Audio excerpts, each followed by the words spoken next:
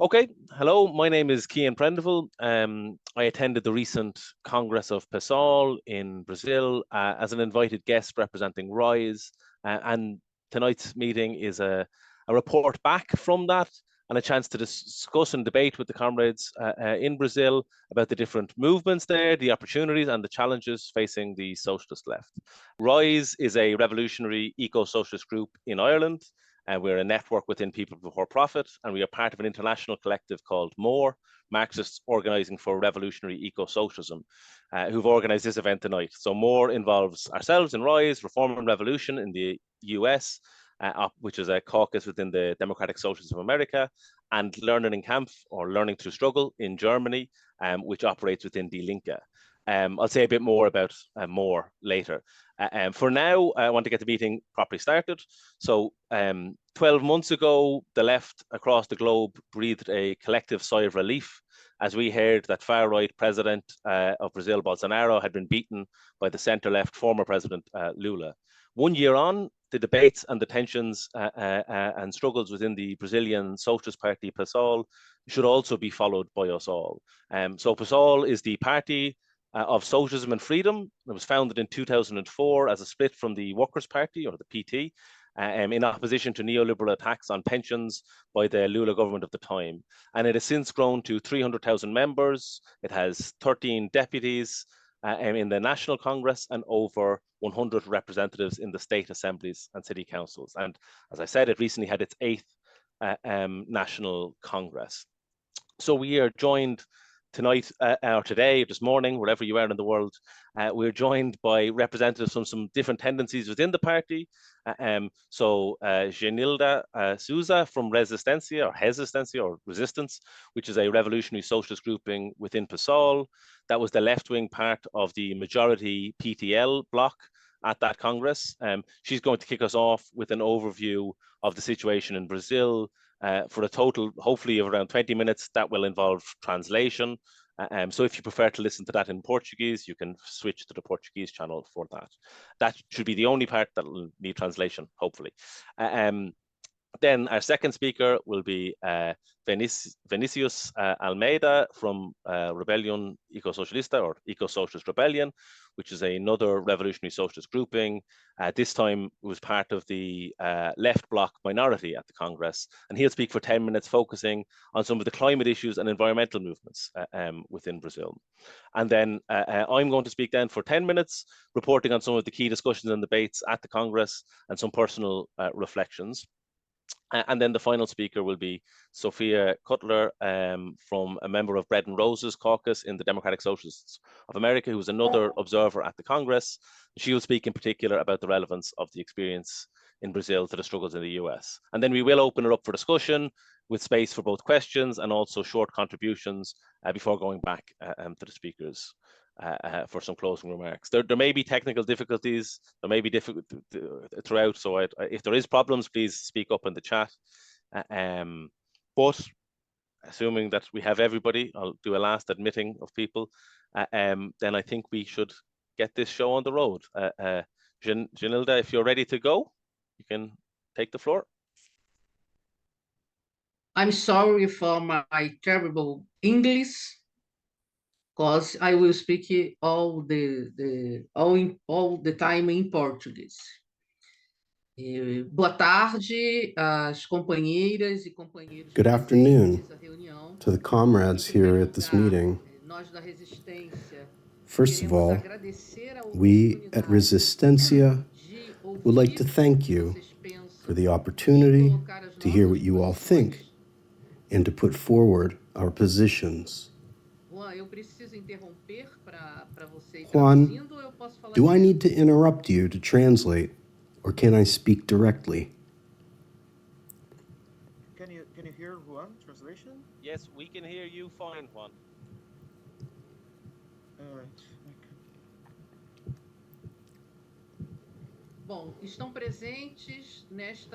I am, with the national leadership of the resistance, and with me is Comrade Miranda, who is also a member of the national leadership of the resistance and is active in our workers' sector.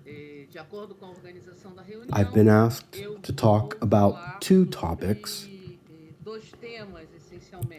essentially the situation in Brazil and its development and PSOL's main policies. I'll start the discussion first by talking about my pain in watching the bombings that Israel is carrying out in the Gaza Strip at the moment. There are already more than 1,000 dead. That says a lot about the international political situation and the conflicts that arise for the entire working class and all of the revolutionaries of the world. And I'll give you a brief introduction about how the resistance feels about the international situation at the moment. We even have a document that will be taken to the Fourth International now in October, which I shared with Cian, and if others present want, we can share it here too. Well, we have a global situation.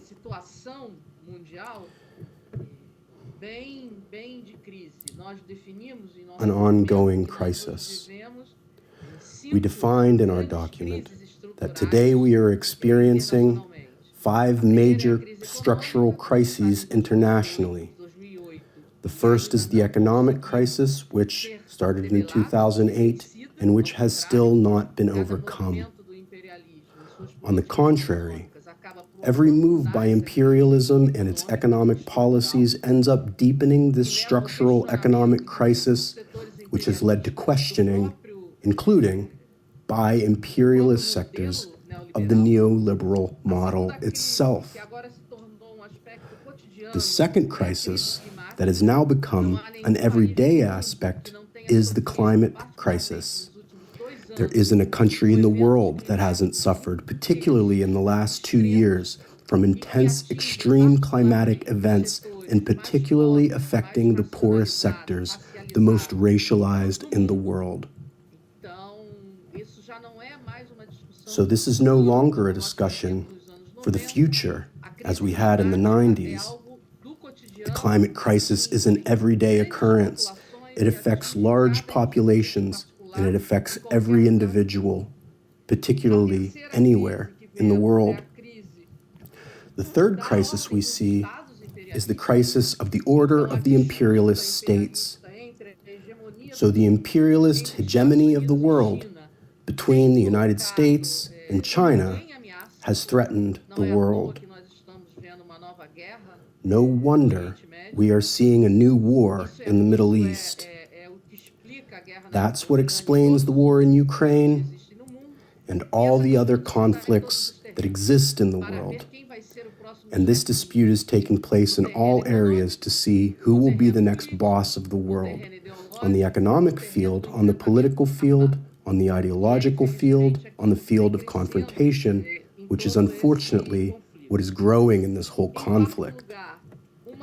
Fourthly, a crisis of bourgeois democracy, as the natural ordering of capitalism in the world is no longer the case. This questioning also begins within imperialism itself, including 2016, when Trump was elected for the first time. So there is a questioning from part of imperialism and broad mass sectors if what serves us as a regime and structure of governments is a bourgeois democracy, or whether it has already been surpassed to the extent that the neoliberal imperialist order is unable to resolve the main and most severe conflicts and needs that exist in the world today. And fourth, which contributes dramatically to the fifth, the crisis of revolutionary leadership. It's never been more dramatic, and it's never been so weakened. First of all, the organization of the working class around the world with declining support for unions, with the question of whether the organizations are necessary for struggles as they exist in the world today. And the situation has never been so dramatic. Of the revolutionary organizations fighting for socialism at this time. This does not mean that there are no struggles in the world. On the contrary, there are many struggles in the world. But so far, they have not been enough to change the situation. That is, they were not enough to prevent the brutal attacks that imperialism and the bourgeoisie of each country make on their working, in particular their oppressed sectors. Well, Brazil is not exempt from all these crises, which, in our opinion, exist and affect every place on the globe. On the contrary, Brazil is part of each of these elements of the world situation. We characterize Brazil today from the point of view of the class struggle, of the correlation of forces between the classes. Despite the election of Lula's government, we are in a defensive situation in which we achieved a change in political superstructure with the defeat of Bolsonaro. Yet it has not achieved an inverse quality with regard to the correlation of forces between the working class and the bourgeoisie in our country. On the contrary, since the Bolsonaro, particularly under the Bolsonaro government, we have seen the successful implementation of policies to remove the rights of working class people in our country. And the Lula government has not yet been able to reverse this withdrawal of rights. On the contrary, the Lula government, although it made several campaign promises in this regard, in the sense of preserving the rights of the working class, has not to reverse the situation in which we live qualitatively, and even refuses to repeal the measures that the rights of the working class under Bolsonaro, among others, that were done in previous governments, right? So we think it was very important from a political point of view. The political victory we had by defeating the new election of Bolsonaro and electing the Lula government. And that is why the resistance within the PSOL and the majority of the PSOL leadership in the electoral process last year, right? He was in favor of Lula's candidacy from the very first shift, because we understood that this candidacy was the only one possible, as was later demonstrated that he was capable of defeating Bolsonaro, capable of preventing him from having a second term. So we demanded a lot. This is our position and the position of the majority of the PSOL leadership. This political and electoral victory was very important, but we understand that Bolsonarism, I don't know if that term is understood by all comrades, but Bolsonarism, or the expression of the extreme right in our country through Bolsonarism, is not yet defeated. On the contrary, it enjoys a lot of popular support in our country.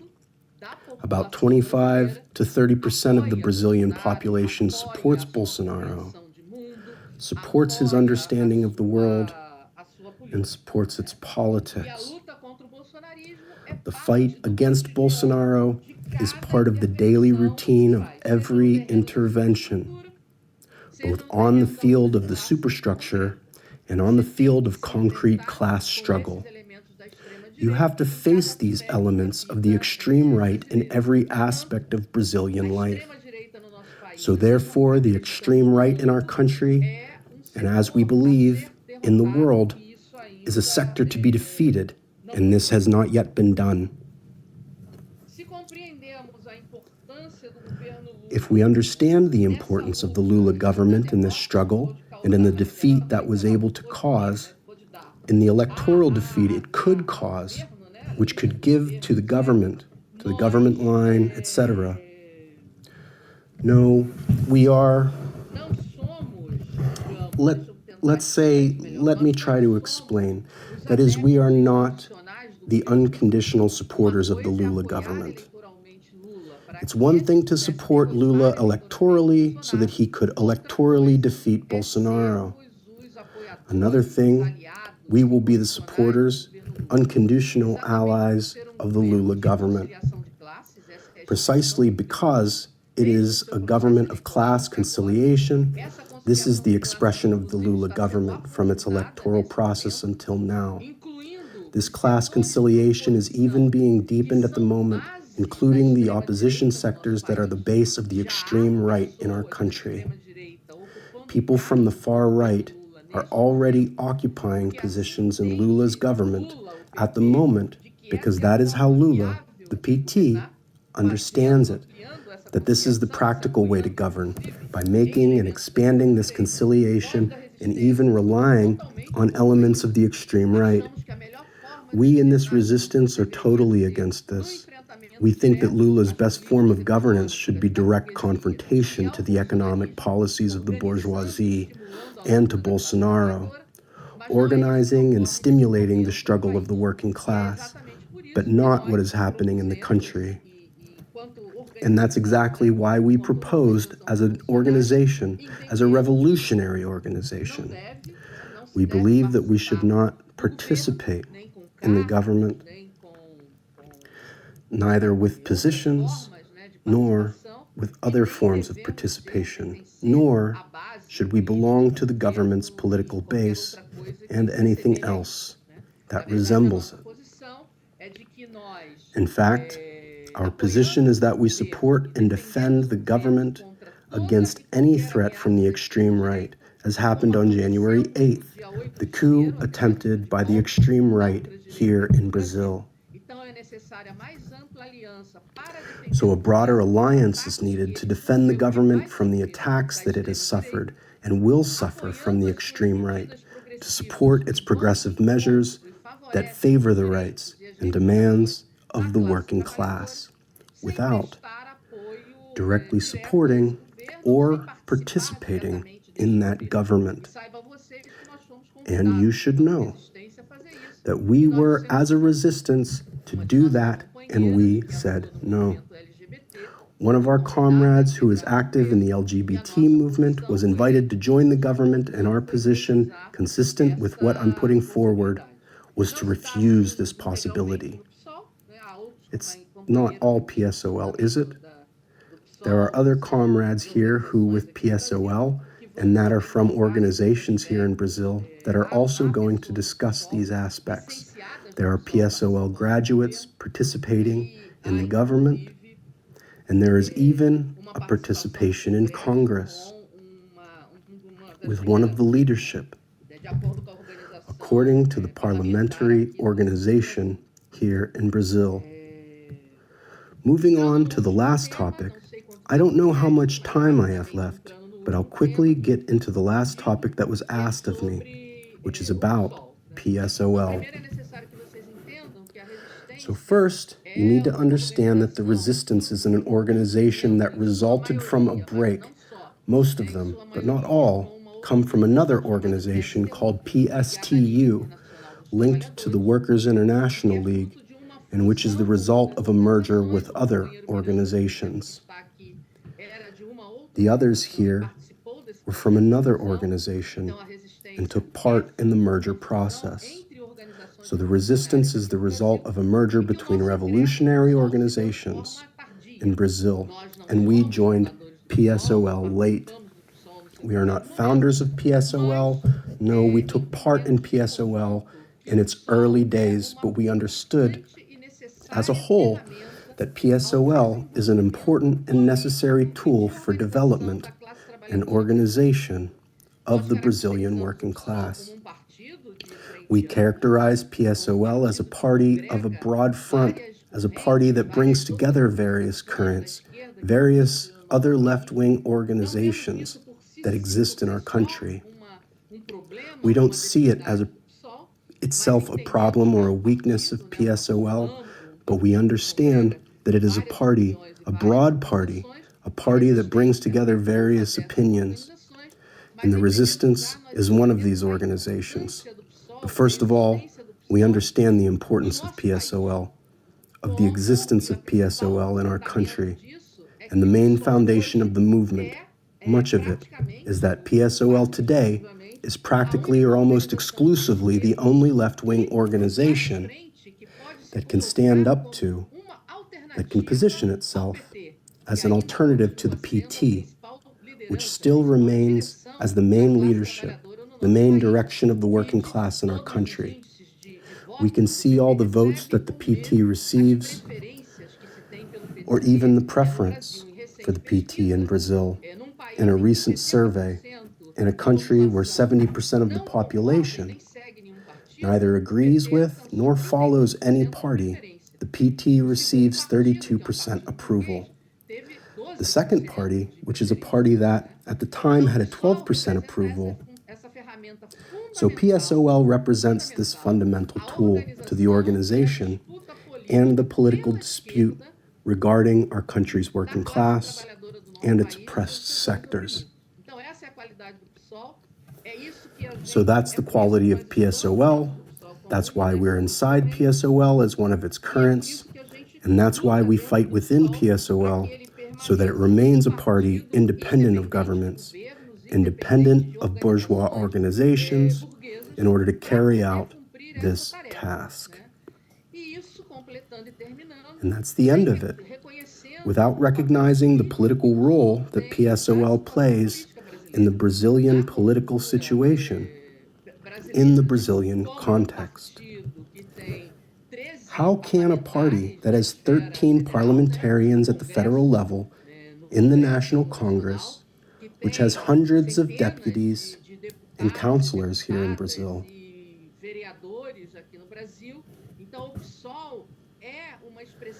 so PSOL is a political expression of our country.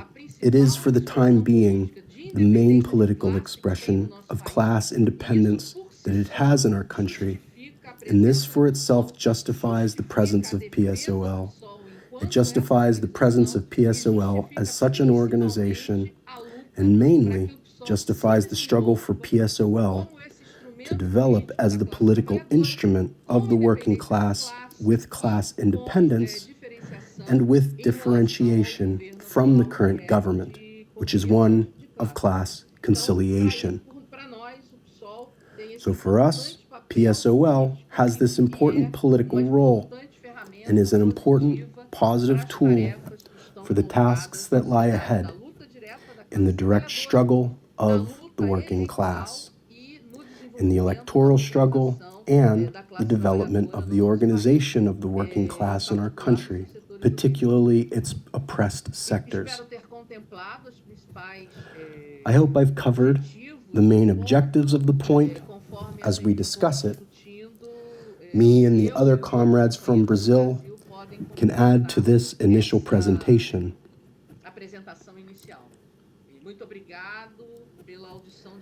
Thank you very much to everyone for listening.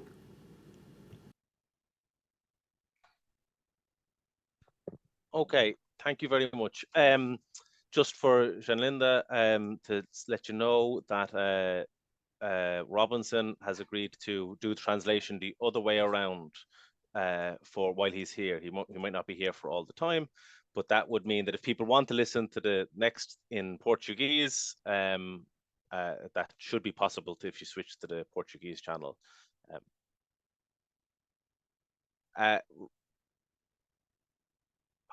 Hopefully people can't hear that. I don't know. I could hear you, Robinson, so I'm not sure if... Can you try that again? And hopefully I can't hear you. Okay. We're going to move on to our next speaker, Vinicius. If you're ready to take over. Hello, can you hear me? We can hear you perfectly. All right. Good morning and good afternoon to everyone. Vinicius, I'm from Ecosocialist Rebellion. I am a history teacher from the Mato Grosso Federal Institute and I will speak in English also, but it's not so great. So I wrote something to help my presentation, and I hope you understand me well. Just 1 second.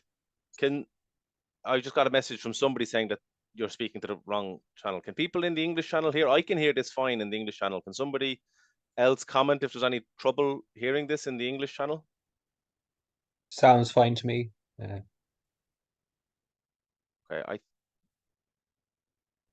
if you're having trouble hearing this, maybe you could think of switching to the original audio.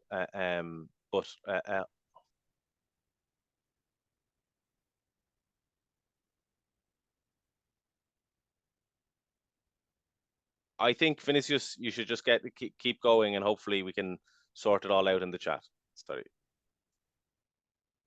All right.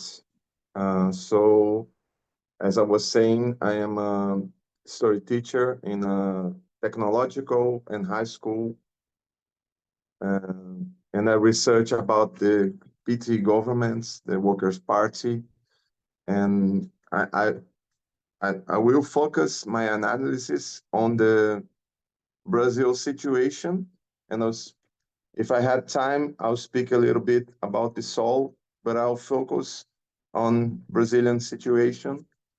And I'll begin our analysis of the situations in 3 points: the situation of the Lula government, the far right camp, which is opposed to Lula, and the radical left, which is mostly the eco-socialist camp and the Fourth International. Well, to start, I'll talking about the current government. We need to understand the nature and political line of the PT, the Workers' Party, a party that had a very combative character in its early years, and was a novelty in the political figure, because he was a very combative, and he was bringing working class to the party and to the center of the politics in the country.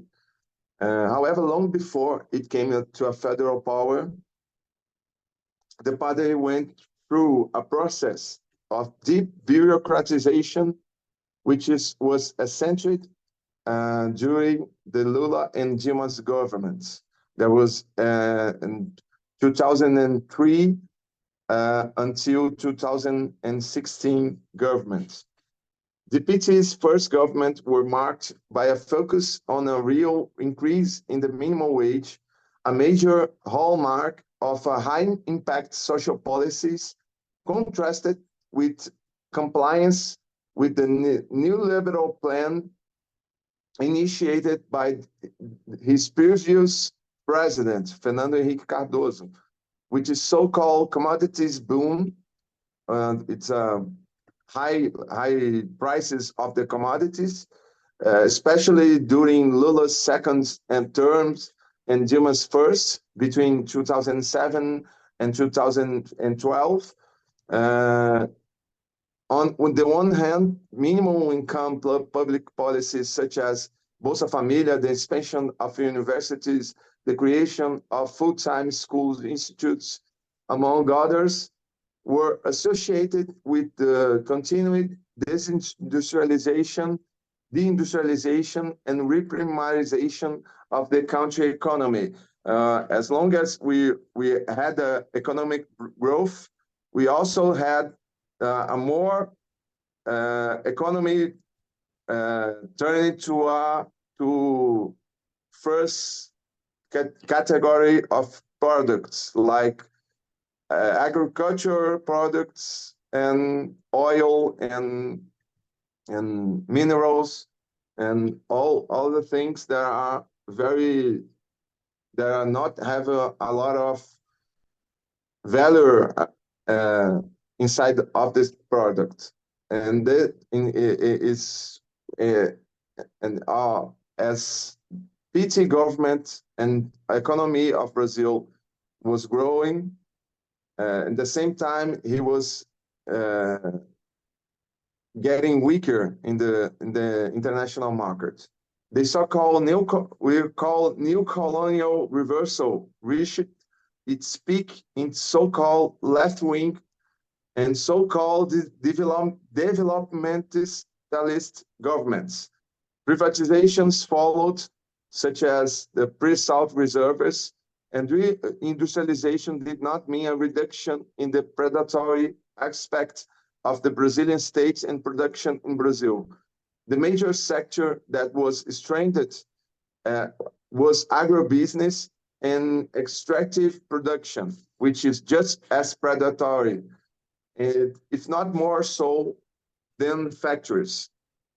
Not to mention that today it is practically impossible not to talk about agro-industry and as a result, factory also operating strongly in the rural sector.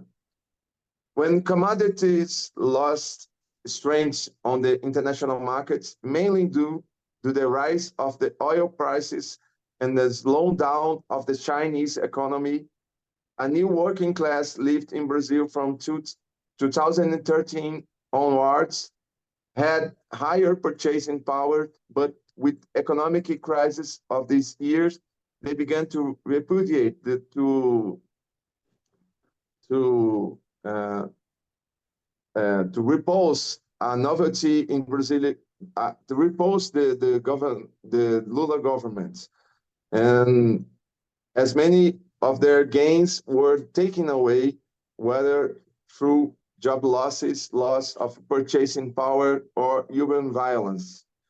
Parallel to this, major corruption scandal involving the state oil company Petrobras further eroded Dilma Rousseff's image, the president at the time, and the result was the rise of a far-right opposition to the PT, which extended to all left-wing agendas, and such as the defense of gender equality, sexual diversity, the fight against sexism and racism, and the defense of social justice as a whole. The environmental agenda would also be fought against in this year, especially by co-founders of the PT, and added to this scenario of new fascist rise in the world, highlighted by the election of Donald Trump in 2016, we had the electoral victory of Jair Bolsonaro, an ex-military nostalgic from the Brazilian civil military dictatorship who adopted practically all the banners of the current extreme right.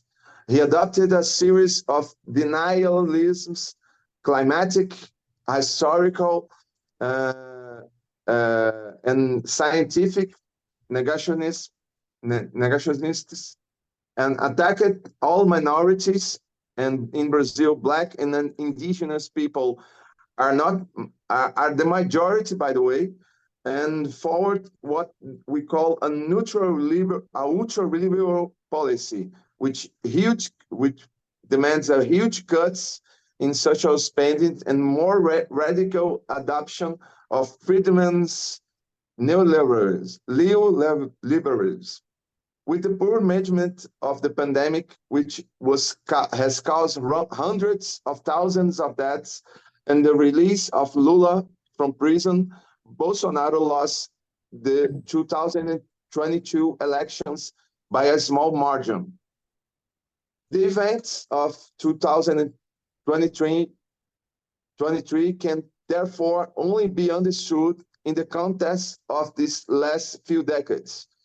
As faithful as he was to a proposal to reduce the social whole of the bourgeois state, as negligent and opportunistic as he was a gender equality agenda, the reduction of the perverse whole of the capitalism economy in environmental destruction, as much as the PT attacked workers' rights, nothing's compared to Bolsonaro's aggressive agenda in the various spheres of government action in favor of a barbaric project for Brazil. So as worse there was Lula and Dilma in their governments, Bolsonaro was far worse, and the reasons we all already said it.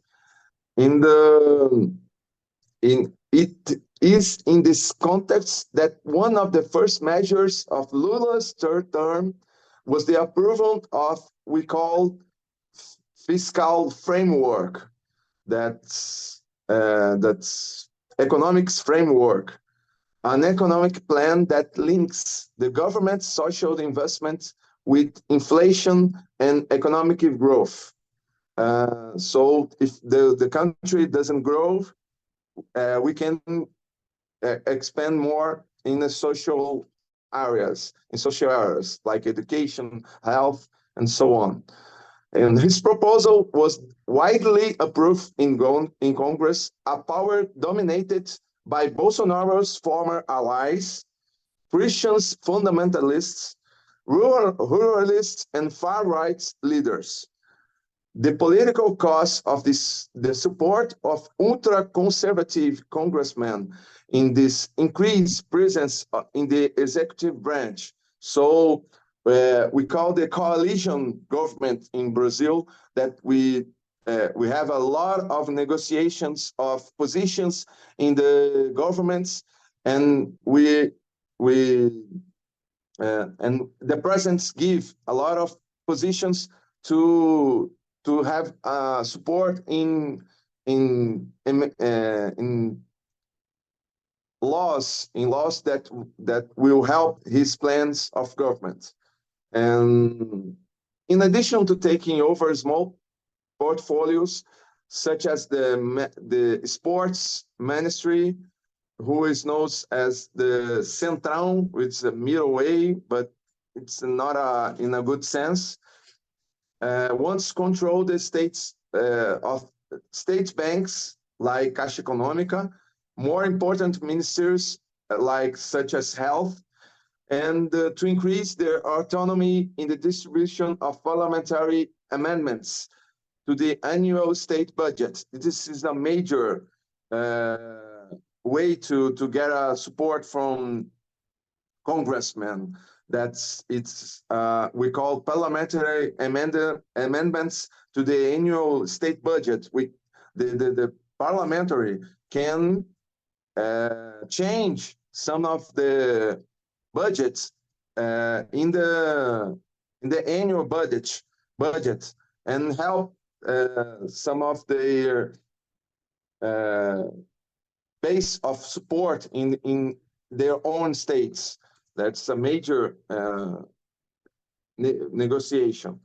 The right-wing allies of the new Lula government are also celebrating the new growth acceleration program, which includes various fossil fuel exploration projects, such as the attempt to explore the territory near the mouth of the Amazons, of the Rainforest River, in the Amapá region, after a lot of pressure from Lula Ibama, which is the country's environmental watchdog, didn't give in a veto that the continuation of research into future oil exploration in this region, which is expected to begin around 2030, the year in which the world should be fading out of the use of fossil fuels. Also celebrating Lula's first appointment to the Supreme Court was lawyer Cristiano Zanin, who was part of the president's defense team when he was imprisoned by the car wash operation, although he played an important role in unmasking Sérgio Moro partiality, which was the judge at that time of this operation. His first positions on the court shows a conservative bias. There is a lot of pressure from social movements for Lula's next appointment to be a black woman, which is unlikely to be heard. And the most likely name is that the current Minister of the Justice Minister, which is Flávio Dino. And after the failed attempt at a military coup on January the 8th, Brazilian fascist Bolsonarism continues with an offensive that we can call guerrilla, which is a faction war.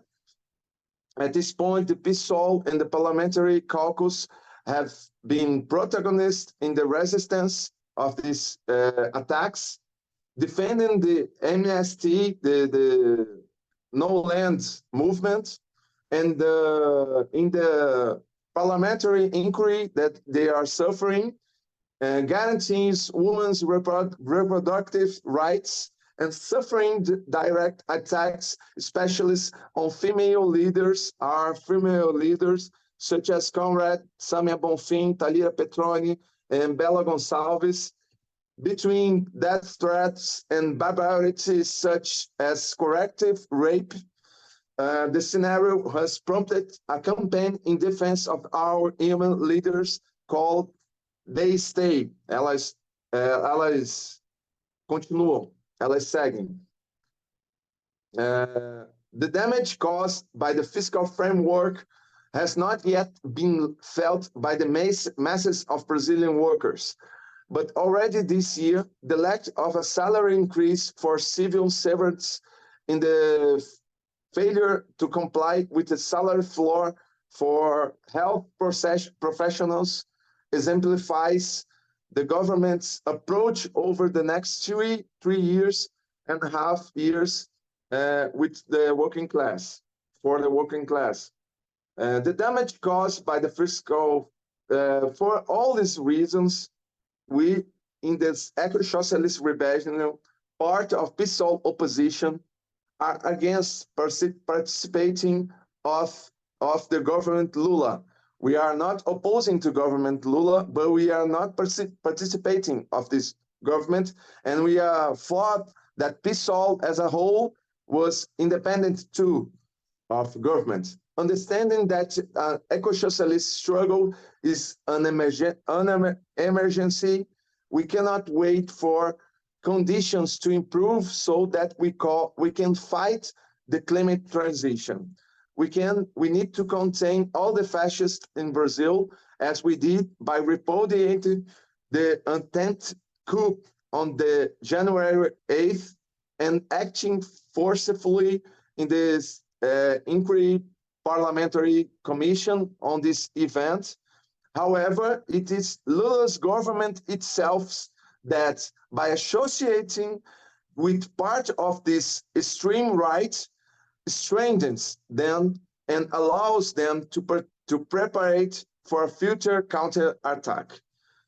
And this was my first presentation, and I wanted to respond a little bit about the resistance, comrade, about something.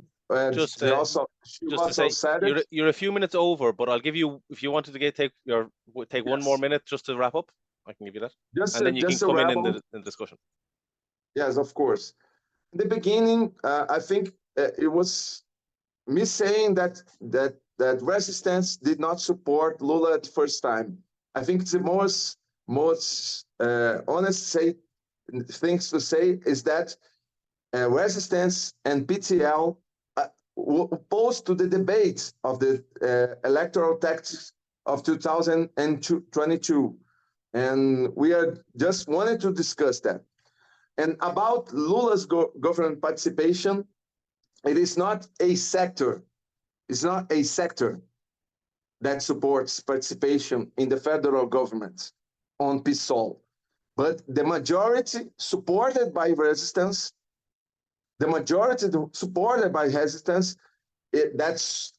is including the new party's president, Paula Corradi, who has spoken in all the press about her support and the participation of PSOL in Lula's government.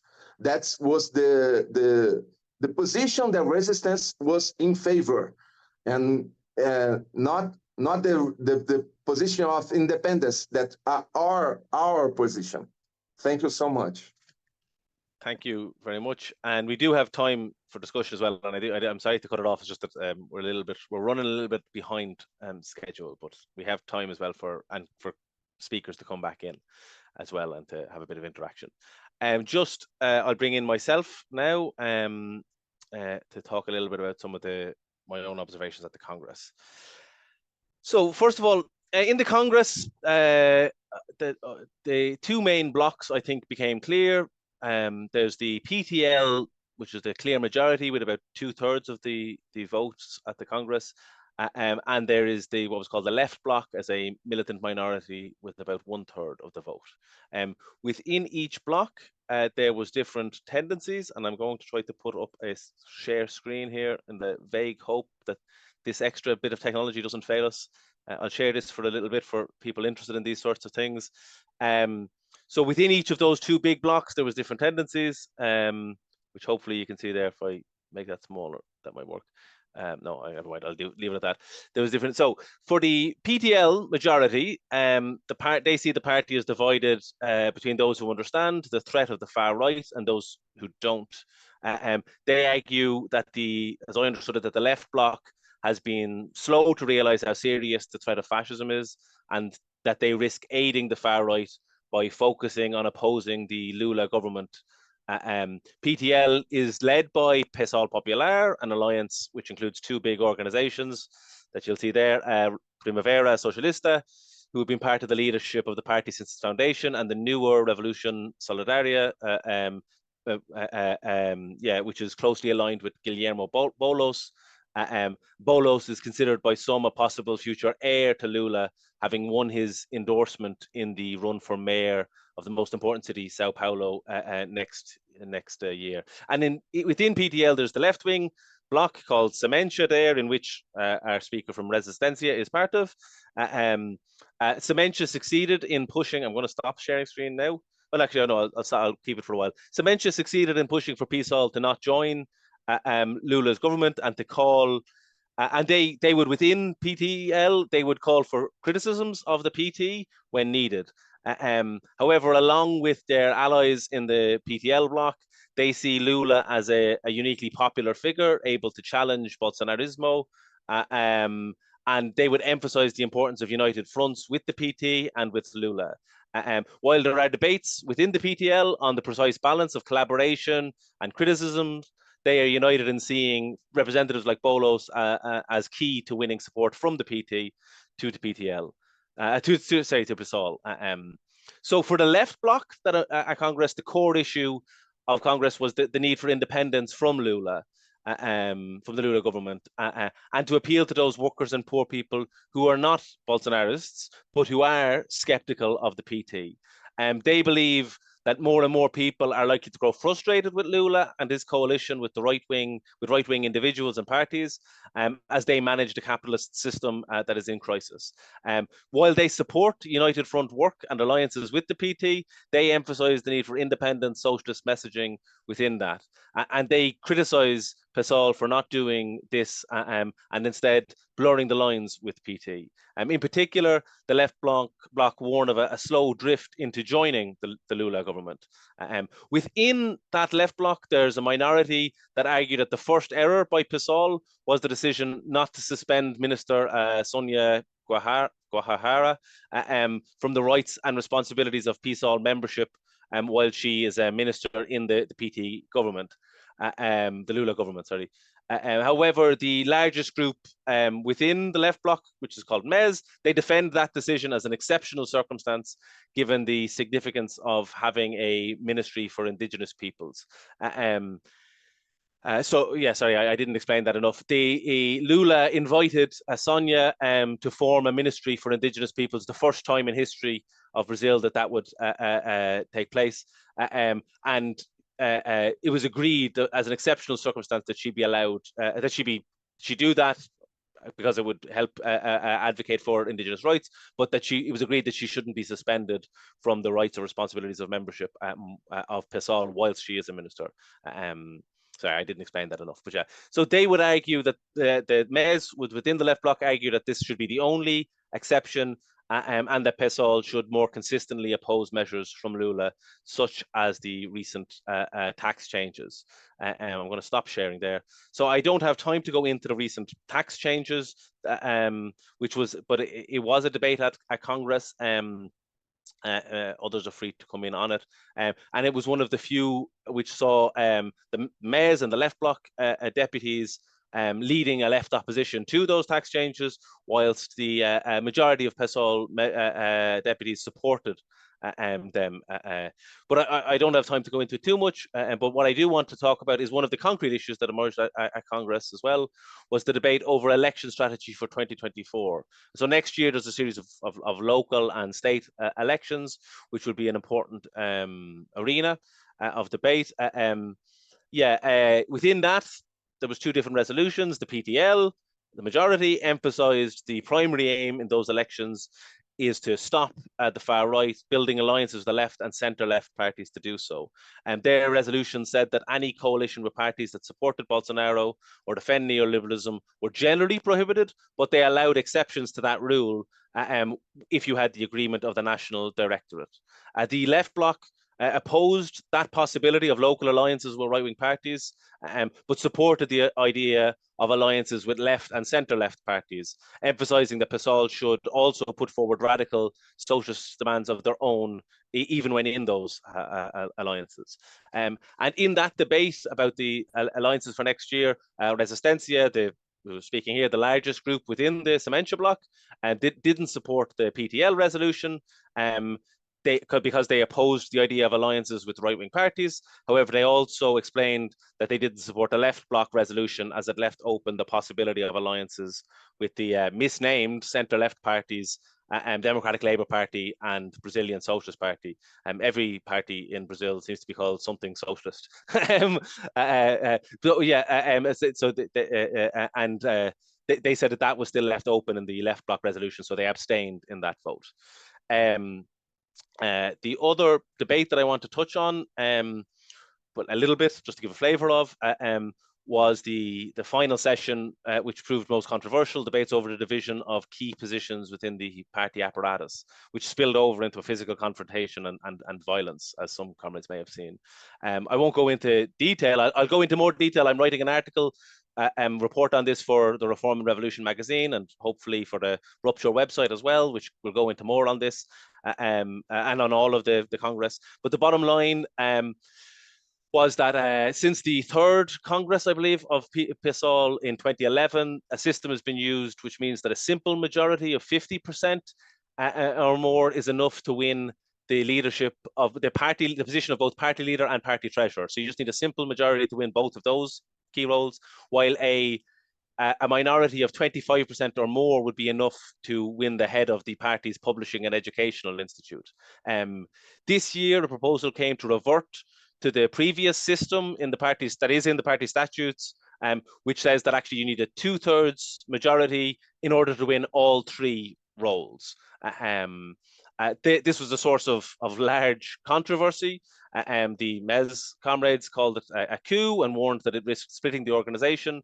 I won't go into the back and forth of it, but in the end, the proposal was withdrawn for this Congress, and it was agreed to follow the same compromise as before, which means that the PSOL Popular, the main block within the main block, if you get me, won the two key party roles. They also, PSOL Popular also won the majority on the executive board, no longer needing the votes of Sementia in order to win that majority. But it also meant that MES took the position of the head of the foundation, and that was extremely contentious and sparked in and around that time it sparked a physical confrontation with rival groups squaring up to each other in front of the stage and on the stage, and there's allegations which I won't go into, but there was allegations of pushing, and I saw myself a punch being thrown, that is all of which is now being investigated by the party, and is also subject of massive rows on social media, unfortunately, as well.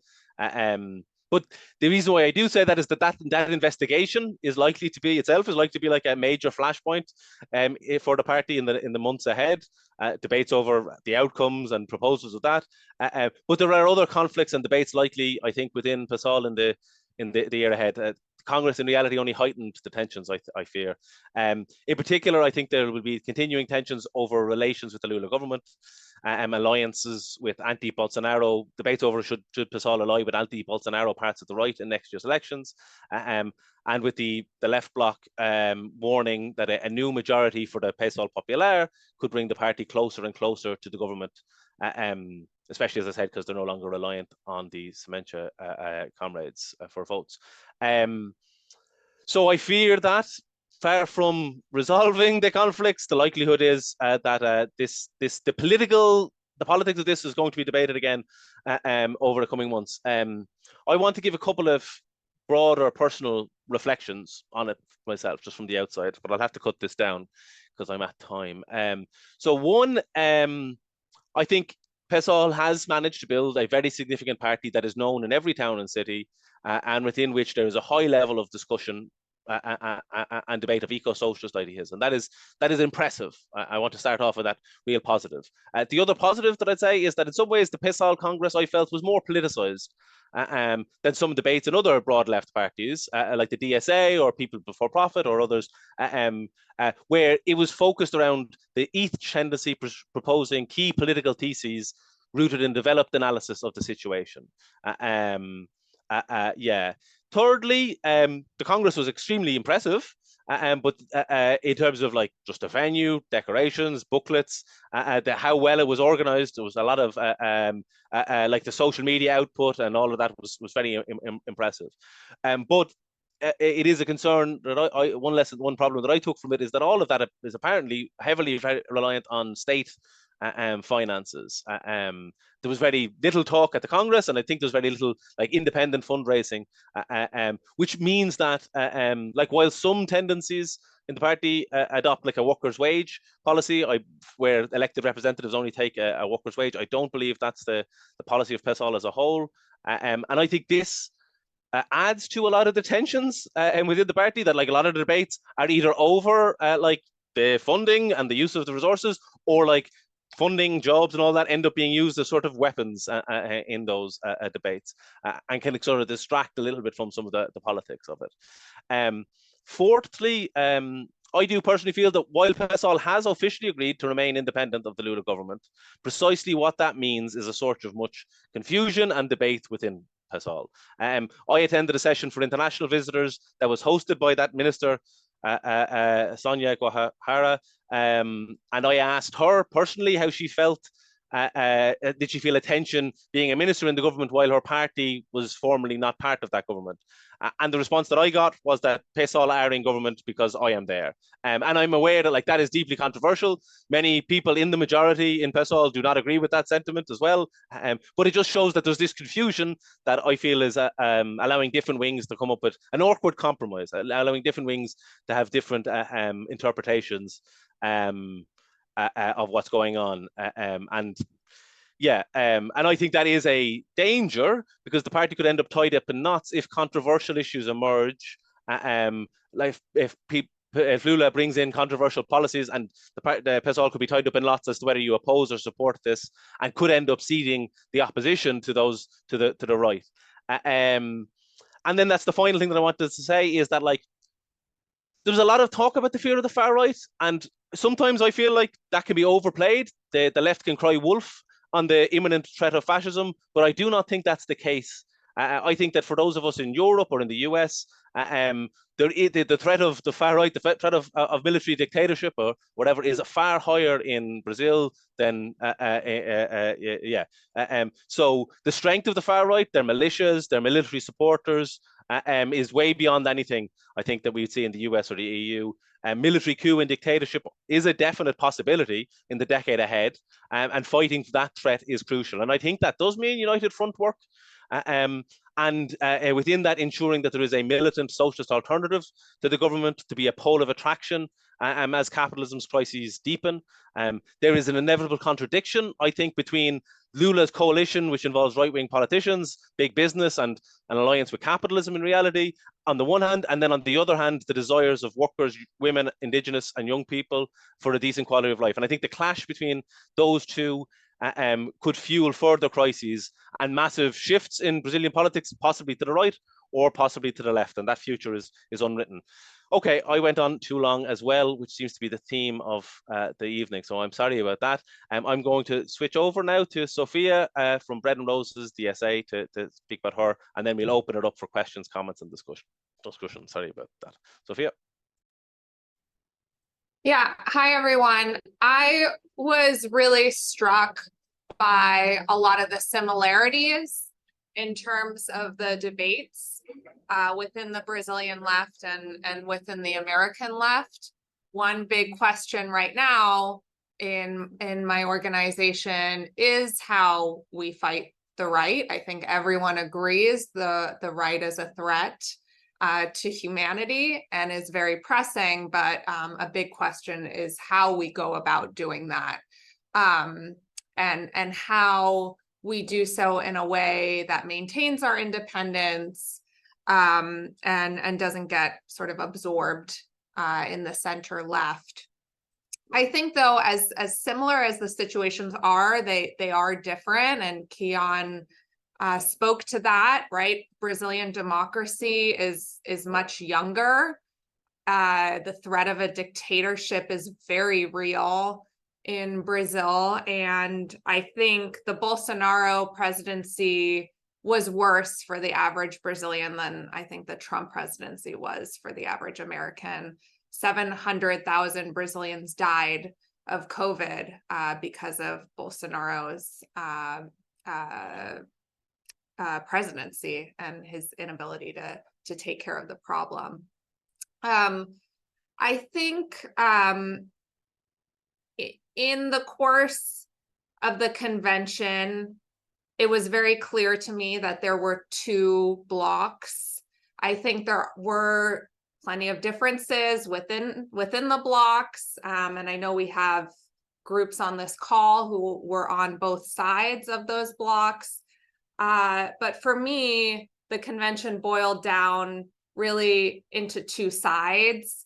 One side, which was saying that fighting the right is the number one priority of PSOL, and that PSOL needs to become a base of Lula's presidency. And then you had a left bloc that argued that, yes, we must fight the right, but that has to be done through independence from Lula and from the center left. And that's very different from saying they wanted to oppose Lula. I don't think that's the orientation, but they want independence from Lula. And I felt very moved by those arguments. And especially in the context of DSA, and I think the situation in the United States is very similar. Trump was able to build a following out of frustrations with the neoliberal center, capitalizing on a sense of an anti-establishment feeling in the United States that the left of the US left a vacuum for the right to capitalize on. And that's very similar in Brazil. I heard from a comrade who comes from the ABC region of São Paulo. That's where Lula comes out of, an industrial kind of heartland of auto workers, metal workers. And that's where the party sort of grew from. And he was talking about how his family members were initially very much PT supporters, but watching them over time move over to Bolsonaro. And I think that's, for me, that shows why it is so important. I think they were drawn to those positions because of that kind of anti-establishment feeling.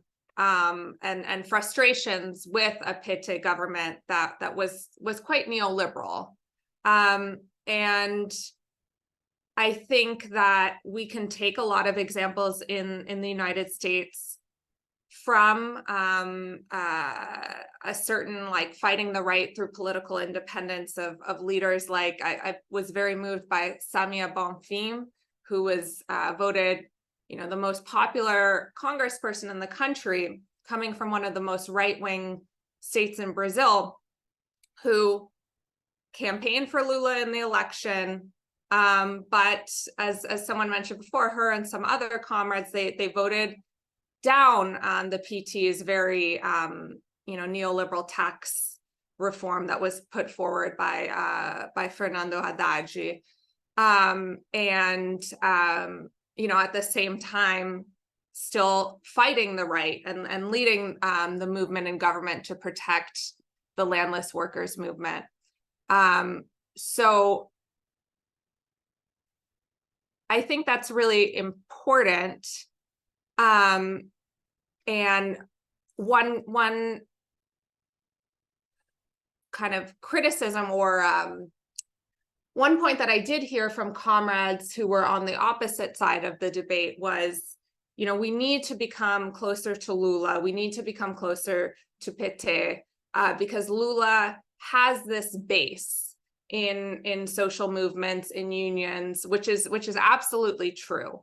I think that the PT is more embedded in the working class than a party like PSOL. However, I think that the example of Samia Bonfim shows that you can build solidarity with movements like the MST, which is a lot closer to PT, not necessarily by completely aligning yourself with Lula, but really getting involved in struggles with them and a kind of solidarity from below. And for me, that was really important for thinking about the situation in the United States, because here a lot of unions and social movements are very tied to the Democratic Party in the United States. And there is an argument against becoming too independent of the Democratic Party that says, well, we don't want to alienate ourselves from these social movements, from these unions, by distancing ourselves from the Democratic Party. And I think that these examples show that that's not true, and that you can create this solidarity from below. So those were some of the key lessons that I think I took away from the Congress. How much time do I have left, Cian? Sorry, I haven't been. You're only at 6 minutes, so I'm only at 6 minutes. take another 2 or 3 or whatever. Yeah. Well, what else can I say? I think PSOL remains a really important pole in the Brazilian left. It's the second largest left party in the country after PT. And I think that it's very important that it remain this pole. I am concerned about, I think, the direction that the party is moving towards. I think it was very clear it's moving further to the right and into a center left kind of direction. I was also very concerned by some of the kind of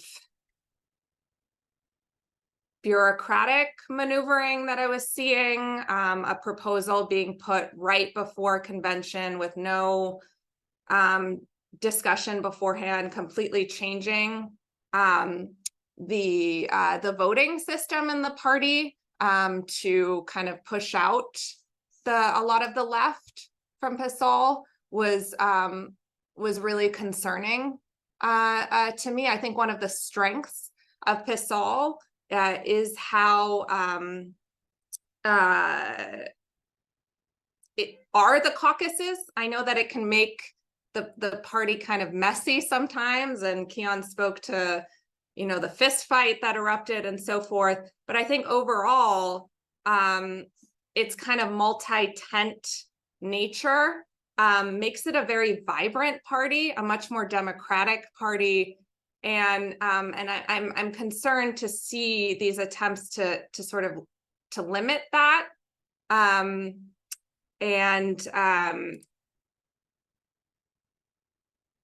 yeah, I think that's exactly what happened to PT. I think you know, at this point it's very much controlled by Lula's caucus. You know, a lot of decisions are getting made, you know, behind the scenes and closed doors, and then getting rubber stamped at these conventions. And so I really want to see a PSOL that remains independent and that remains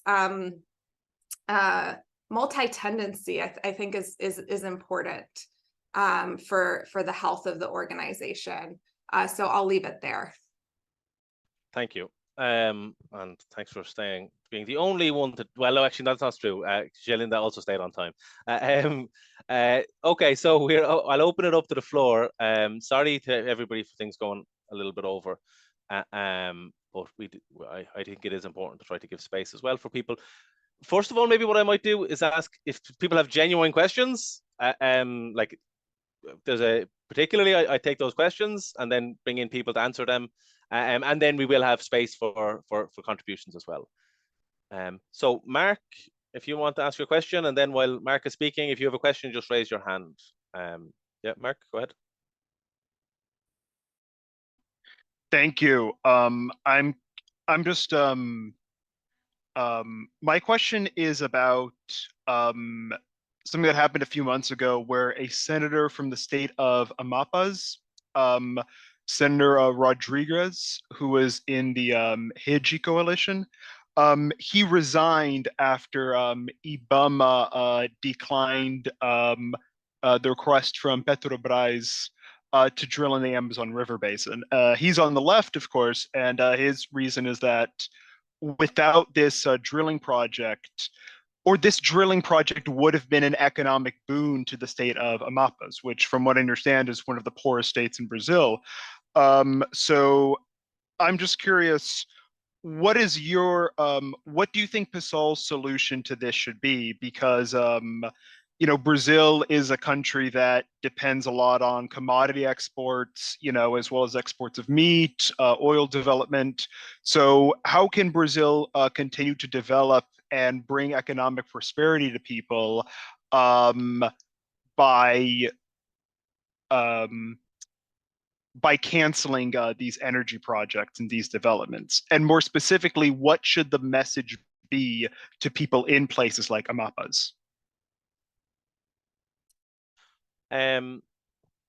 Does Vinicius or Janinda, do you want to, is anybody able to answer that question directly? Vinicius, you want to take that? Yes. Thank you. More or less. So, what's your name again? Sorry. It's Mark. It's Mark. Is it? Oh, yeah. Yeah, Marcus, but I usually go by Mark. Yeah. So Randolph was in favor of the oil exploration in Amapá, which is in the rainforest region. It is not definitely, it's not a project was definitely defeated. It just was put down by IBAMA, which is the fiscalization organ. And in your opinion, it's not about the solution of economic situation of Brazil, whereas Brazil should have another ways to produce another products. But Brazil is also one of the major countries in the world with who has the greatest potential of exploiting clean energies, and that's how we answer this question. We wanted to Brazil as the whole world to not exploit it, oil reserves, and yes, the clean energies, which is very much great potential, that economical potential that also Brazil's have. The discussion that is the eco-socialist discussion is always turned to dirtiest economics that says, oh, what we gonna do with the economics? But they did not explore the economical potentiality of clean energy and a clean society, which is not just economical for right now, the present situation, but for the future and the not far future, the just right away future. And that's our opposition to Randolph.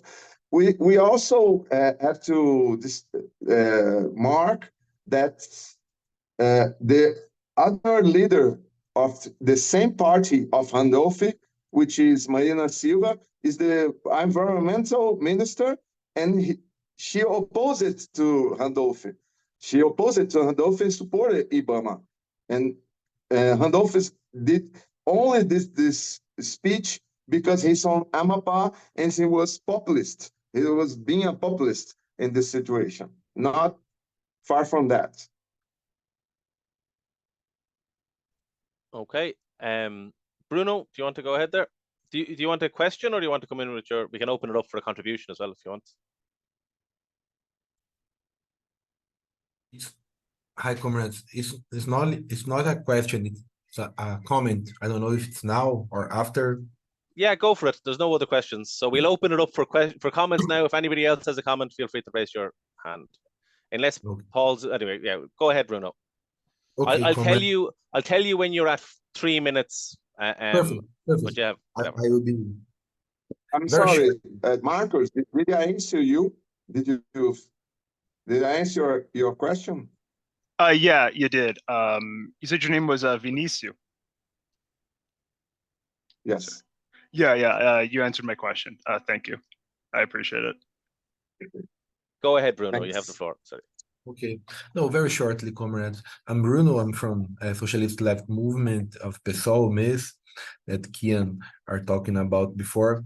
I think the question in PSOL, within PSOL, it's about the bureaucratization of the party facing a new government, because the Brazilian situation changed. We are not in a far right government. We are in a social liberal government, but also a bourgeoisie government. Then Lula made a lot of measures, liberal measures, austerity measures in the last governments, but in this government too.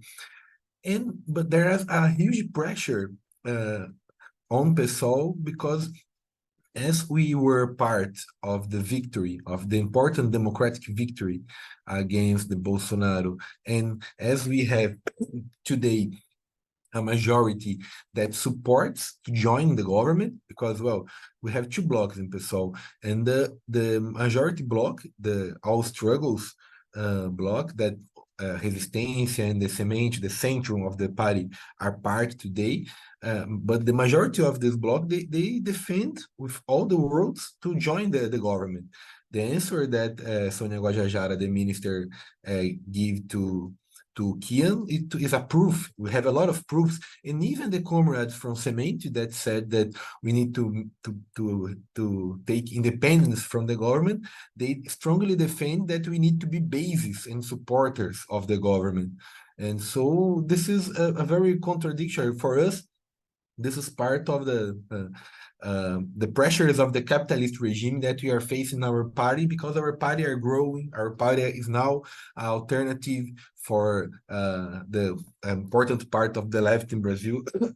But this process we face in PSOL in the whole Congress construction in the initial debates, in the meetings of the to elect the delegates for the Congress, we face a huge pressure of the state within our party. If we take Amapá, the state that Mark quotes, in Amapá, we have 2% of the population of the party are affiliated from PSOL, but nobody knows because a politician from this state use the lists of the affiliated, and it's a huge part of the all struggles PSOL was from Amapá, of delegates.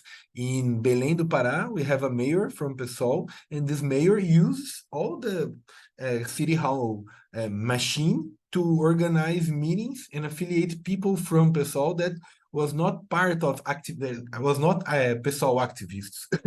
they were not part of this party. So we are facing a huge pressure of the bourgeoisie against our party, and we felt these pressures in a lot of initiatives that PSOL has had in this year. The vote for the tax reform, it was a vote with the bourgeoisie. It was the same tax reform that Bolsonaro proposed in the last year, and PSOL voted for. If we think about, well, today PSOL don't say, there's no declaration yet about that PSOL declaration about the Palestinian situation, because there's a tricky problem of Boulos, because São Paulo has a huge Jewish communities, so he can't talk about it. If you see the PSOL social network, there's nothing about the Palestine. And I think it's important to say that we from this, we defend independence against on the government. We are not against the government, but the real independence, it could not to be an independence that are always supporting the government with no criticism on Lula. If you take the social networks, I think this is the best way to make the real analysis. Wrap up soon. No, okay, to finish. You don't see any criticism about Lula, any criticism. So to the population and in the concrete meaning of the things, PSOL are part of the Lula government, and with this new majority, in the next year, PSOL will join absolutely in Lula's government, and the comrades will say not too much, because they are very linked with Boulos in the compromise of the next elections in São Paulo. This is the key to understand the PSOL internal situation. Thank you. Thanks so much. What I might do, we don't have a huge amount of hands, so I could bring people back in now on that, but what I might just do is bring Paul in, maybe there's space for one other person, and then to come in or ask questions, and then I might give the speakers who introduce things a chance to reply then, if that's okay.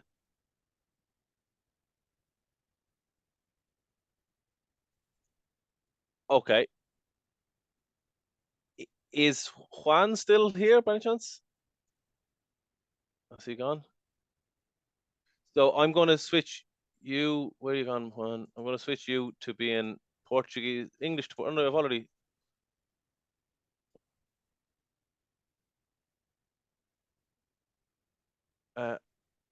I think it's Jeanlinda in particular, and I think it should work now. I think I've switched it, so I'll bring in Paul to ask the question, and then we'll see. Thank you. Yeah. Thanks, Cian, and thanks in particular to the Brazilian comrades for the information, but also the struggles that you were involved in, which seem very difficult over the last years. Yeah, something interesting for me in watching what has been happening in Brazil is some of the potential parallels that can exist in Ireland in the coming years. Obviously with differences, but some essential similarities, which is that after the next election, it is quite likely, it's very possible that we will have a government that is led by Sinn Féin, that is elected on the basis of people's wishes, working class people's wishes for a break with the establishment, for a turn to the left, and a government that the socialist left will vote for, allow them to become prime minister, to have ministries, but a government that the socialist left will not join, because it will not be a government of rupture with capitalism. It'll be a government very much committed to managing capitalism in Ireland. But we also now, which is a new phenomenon for Ireland, have the rise of the far right, and there's definitely a very big danger that one of the main avenues of opposition to the next government can be the far right, that people can see, oh, it's a left government, and it's a left government that is failing me, and the far right is able to grow on that basis.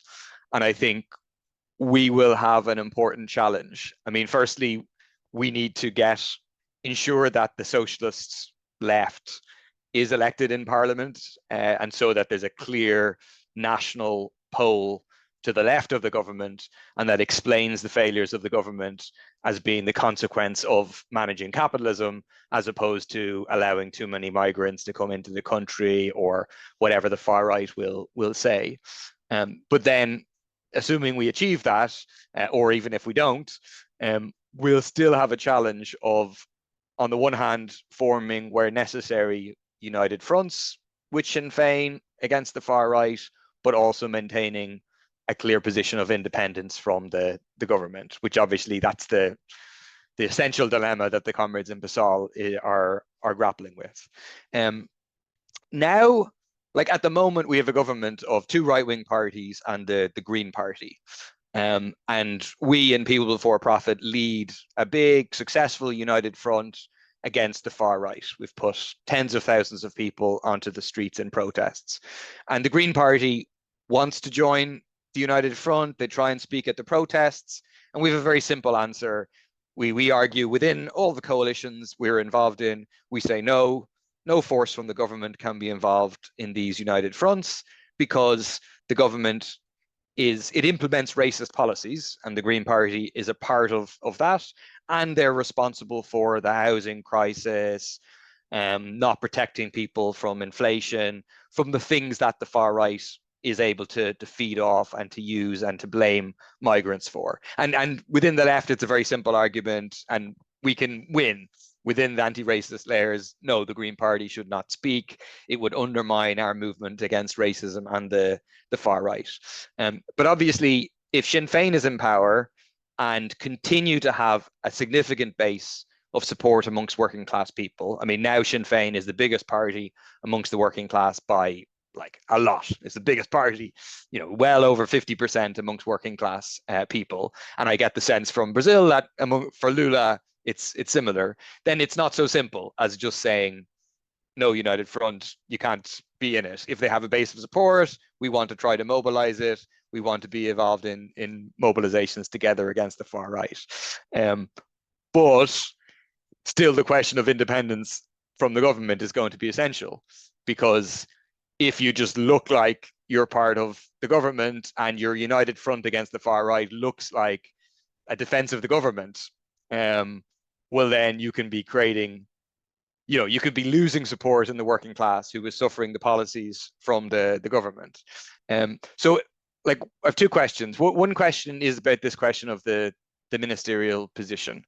So in Ireland, there's a scenario whereby People Before Profit, one of our MPs could be offered, oh, you can have a ministry for immigration or LGBTQ rights or whatever.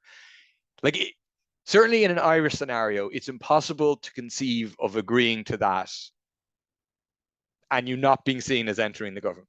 It's just, if you have a member of your party who's in the government, how are you not in the government? So I'm just interested in like how does that work? Like, how is it ever conceived that it was possible to have a minister in the government and not to become associated with the unpopular things that the government does and undermine your own independence. And I understand like the significance, you know, the first Ministry for Indigenous People, etc. And like, I understand the Comrade has a, you know, a long campaigning record, all those special factors. But was that not an important point to take a stand at there and say, we understand, but it's not possible to still be a member because then our party doesn't look like an independent party from the government? There's one question. The second question is more of a practical question, which is just, it seems in the different parties, like People Before Profit, the DSA, PSOL, Die Linke, to different degrees, the kind of different parts of the broad tent, the tendencies or caucuses or networks, like we say in People Before Profit, have different levels of independent profile. So in Ireland, Rise, I mean, we do 90%, 95% of our work as People Before Profit. We produce a magazine, we produce a podcast, we have a website, but the vast majority of our public work is done as People Before Profit. And then we participate in debates within People Before Profit about what to argue.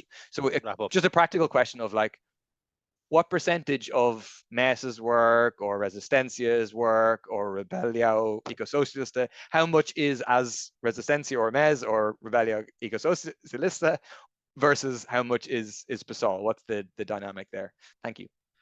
Thank you. Okay, so I'm going to close back now. I'm going to take Miranda, Philip, and then we'll move to responses. I'm going to get Linda. All the questions have been largely, so I'm going to give her extra time.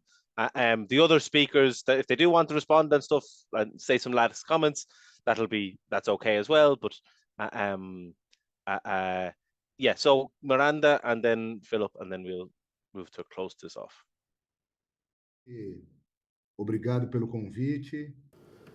First of all, thank you for the invitation. There's not much time left, so let's go straight to the reflection. And I'd like to answer or help, try to make an answer or clarification to Paul's questions.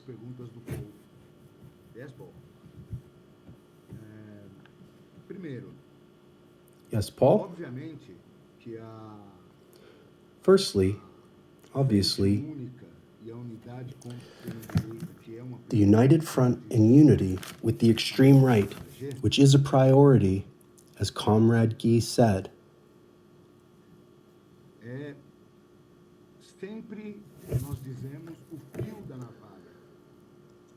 We always say the razor's edge, the possibility of an error in tactics, succumbing to opportunistic pressures or succumbing to leftist pressures.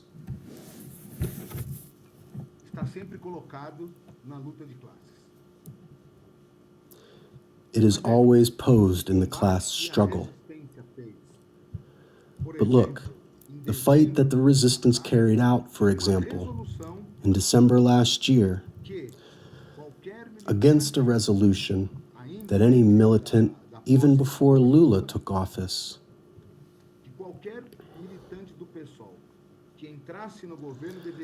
that any PSOL activists who entered the government should take a leave of absence and step down from any party leadership position.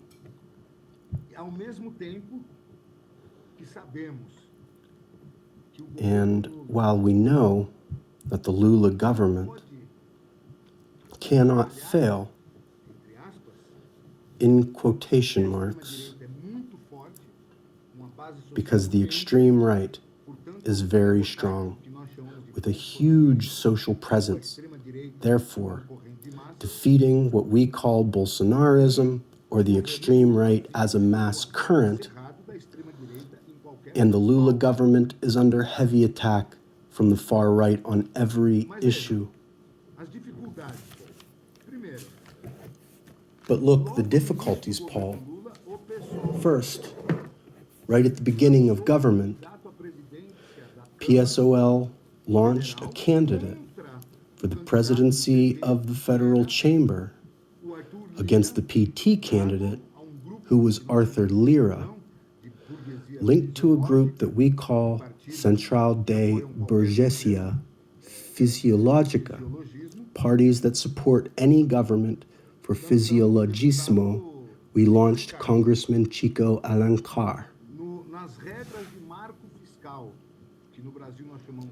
In the fiscal framework rules, which in Brazil we call it the fiscal framework, people voted against the government.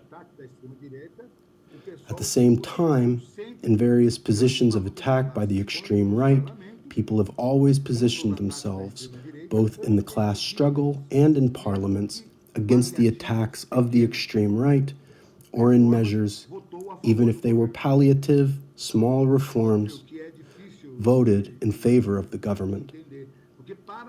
Of course, it's hard to understand, because for the masses, the comrade before me is right. It seems that the staff are part of the government. They look like. But that doesn't match reality and the facts.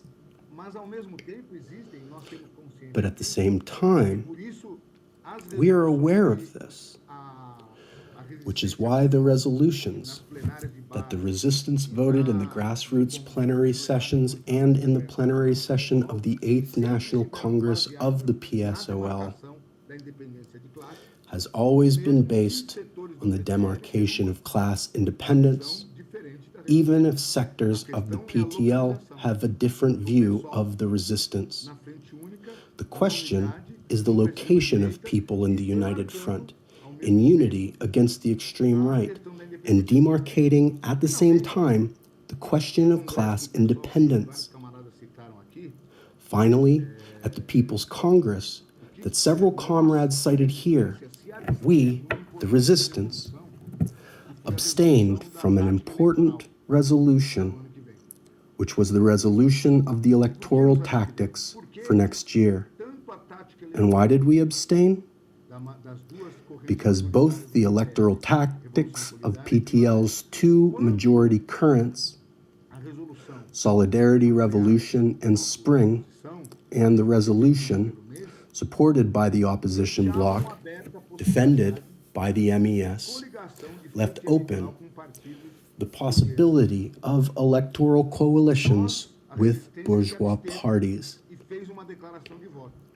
We, the resistance, abstained and gave an explanation of the vote. It's even interesting that one sector, the state of Bahia, who supported the slate of opposition bloc led by a fellow named Franklin, he participates in the government of Bahia, and in his defense he said that he didn't see a difference in the plenary session of the Congress between the resolutions presented by the opposition bloc and the PTL without the resistance.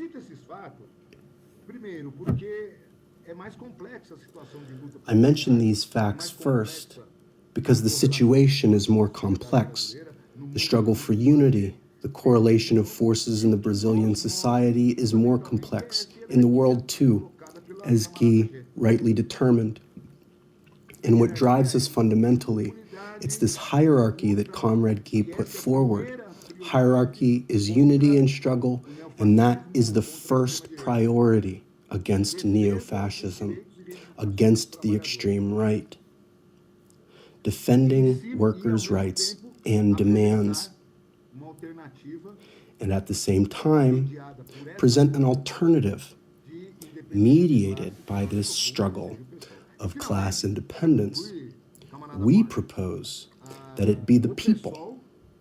And finally, to conclude, Comrade Mark, the people unanimously stand, the parliamentary caucus stand against the oil extraction at the mouth of the Amazon River, and which the main dispute at the moment is in the state of Amapá. That's the position of my people, unanimous at the moment. Within the Lula government, there is a Comrade Vinicius had already posted here. It's important to make note of this, Tiao. Thank you.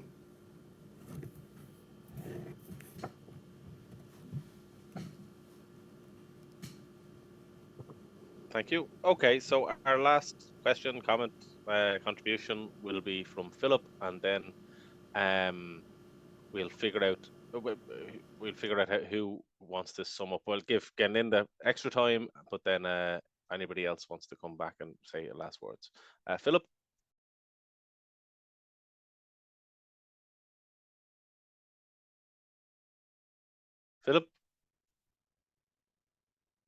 Philip, can you hear us? Yes, can you hear me now? You can hear me? Yes, okay. I can hear you. Okay, thanks. Sorry about that.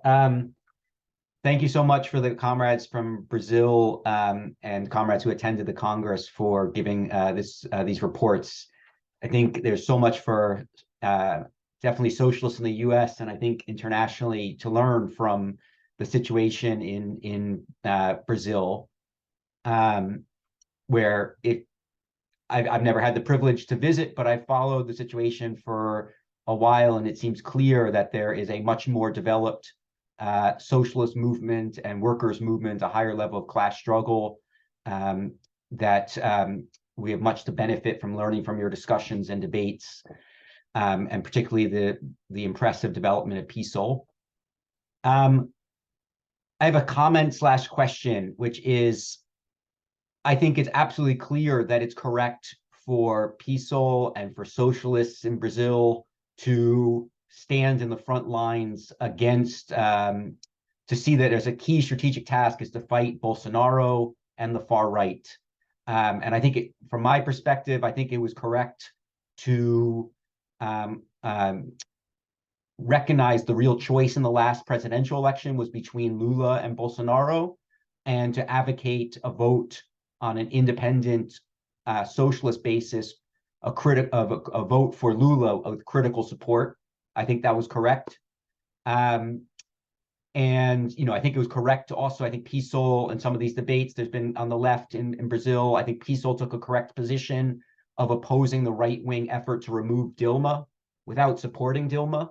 Or I don't know if that was PSOL's position, but from my discussions with Brazilian comrades, I think an intelligent position was to not support Dilma, but oppose the right-wing efforts to remove her, which led to Bolsonaro. I think that's all makes a lot of sense. My question to the comrades from the different PSOL tendencies, and maybe particularly to the comrades from Resistencia, is I think it makes sense to give critical support to the PT where PSOL is not in a position to win elections. When in Parliament, the PT puts forward proposals that advance the interests of workers to vote in favor of that. But my question is, what is the benefit of joining, having members join the government cabinet on the federal level, but also it seems clear that I know the official PSOL position is we're not part of the government, but then you have members who do have cabinet positions, members who work in the various junior level positions in various ministries, is my understanding. And then on the state and local level, there's also coalitions that exist. How is that necessary to oppose the far right? Can't you oppose the far right by lending support, independently in Parliament, lend your support to PT to form a government, but stay outside that government, lend your support for votes when PT proposes progressive measures that workers would benefit from, but vote against their right-wing measures and not take responsibility by being in their government and maintain an independent profile and position to be in the strongest, to be well positioned to be able to be free to raise all criticisms, to mobilize social movements from below against when they try to manage capitalism, when they carry out capitalist measures, to have no political hesitation to be part of social movements, worker struggles that are erupting and will inevitably erupt against the PT government. So I know that's sort of maybe going around in circles what some of the discussion came up at the beginning, but I thought maybe it's helpful just to put that as point blank. The question I see is not about do you give critical support for PT, but would you why join the government? And my question also would be for the Resistencia comrades. From that perspective, why would you join with the majority bloc in PSOL? That it seems like, with all the rhetoric aside, in essence is moving towards justifying increasingly merging with and joining with the PT government. Okay, so Sophia's had to drop off. I'm only going to need 1 minute to reply. I have nothing else to say. I'll wrap up at the end.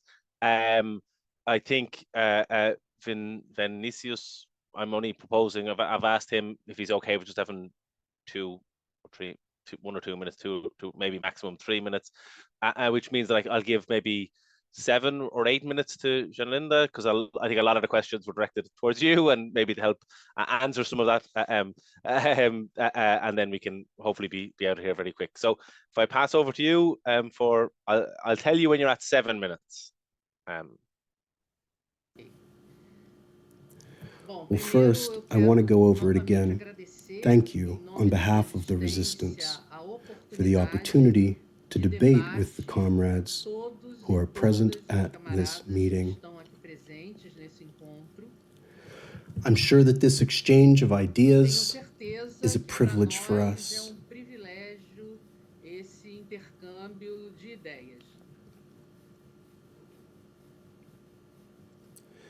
The second thing is that I want to state that due to the richness of the discussion, I'm not going to be able to summarize everything that was discussed. I'm going to list some of the themes that appeared most often in each of the speeches.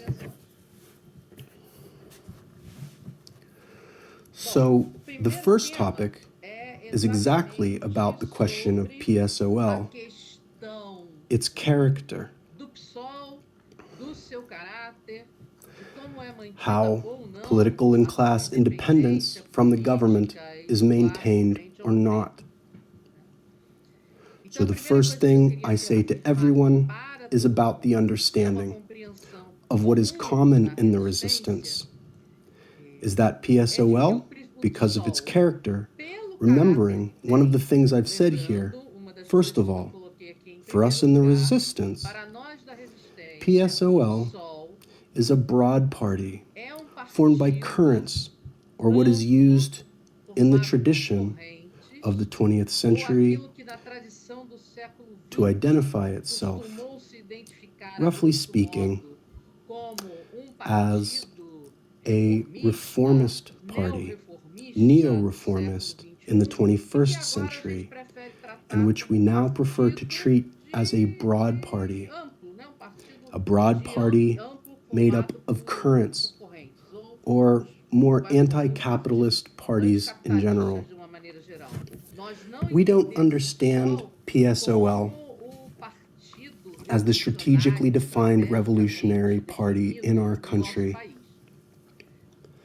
However, saying this does not mean not understanding and not fighting and not considering PSOL a party of great importance for the class struggle in Brazil. And PSOL's primary importance for class struggle in Brazil is that it still remains an independent party. And that it is now, particularly after its 8th Congress, suffering great pressures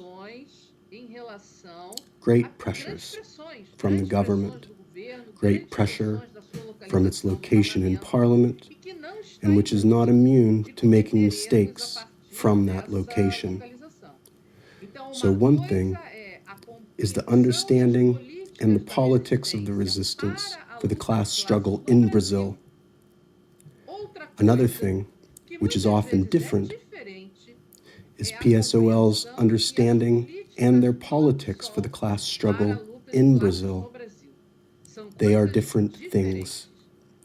The resistance is a current of PSOL. It is revolutionary Marxist. which PSOL is not, but some of its currents are. So this definition alone brings a great deal of differentiation between PSOL as a whole and its currents in particular. So here I'm going to refer centrally to what the resistance thinks. I even shared with everyone a document that we're going to. It's in English at the next meeting of the Fourth International on the international situation. Miranda has already referred to several of the questions we've been asked about our work in PSOL, about any of the policies we have defended, etc. And I'm not going to repeat that because it's already been said by the comrade. Bruno said that because we were composing, at the moment, an internal PSOL group called PSOL for All Struggles. And we make up this camp. Even at the last Congress, we were part of the slate of this camp, although it's important to say that we didn't have the same thesis as that camp called PTL or PSOL for All Struggles. The resistance was presented together with two other internal PSOL currents, insurgency and subversion, a proper thesis for Congress not agreeing with all the political positions defended by the popular PSOL camp, which is part of the PTL, right? So Bruno said that because we integrate this field, we have the position of supporting the Lula government or endorsing its policies. That's not our position. This is a position being debated in PSOL. This is a position brought forward by the currents that today have a majority of the PSOL leadership. Solidarity Revolution and Socialist Spring, which form the camp PSOL Popular, they advocate integration with the government. They advocate accepting government posts, but this was not the position voted for by PSOL at the last Congress. In fact, no discussion of repealing the previous resolution, which brought up the question of, and much less about the position of the resistance. We don't think that by integrating a tactical field for the formation of PSOL's leadership, this is a sign of equality, that we have to change our strategic conception of what the revolutionaries' relationship should be with a government of class conciliation like the Lula government. We don't support class conciliation governments. We don't participate directly or indirectly in class conciliation governments because we understand that from the strategic point of view of building the socialist revolution in our country and in the world, these governments are not consequential. And history has already shown that. I don't need to repeat that here on this forum. So the resistance is not part of the Lula government, as I said here. We were called to join the Lula government in an LGBT secretariat and refused this invitation. It didn't even take much discussion within the resistance to know that we wouldn't accept that invitation, right? And that's our strategic position. Having understood Lula's candidacy as an important candidacy and the only one possible of defeating the extreme right in our country, cannot be confused with the abandonment of a strategic zone of our position, right? Not supporting the government and not being part of what that was the battle we fought within PSOL. Was it our resolution that was passed? No. A resolution mediated by PSOL was approved, which reads as follows. Comrade Sonia was invited to the government not because she was a member of PSOL. She was invited to the Lula government to be part of the Lula government because she is leader of the main indigenous organization in our country. She was also a PSOL leader. But she wasn't invited to join as a PSOL member. In fact, no PSOL member was officially invited by the Lula government to join the cabinet.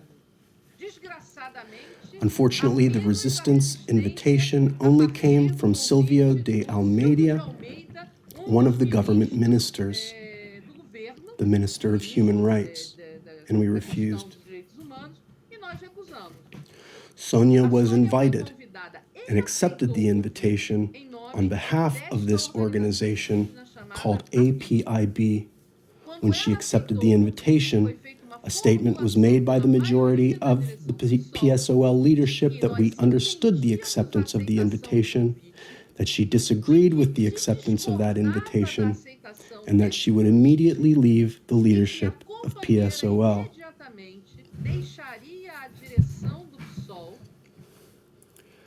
And would be relieved of her PSOL duties while in government.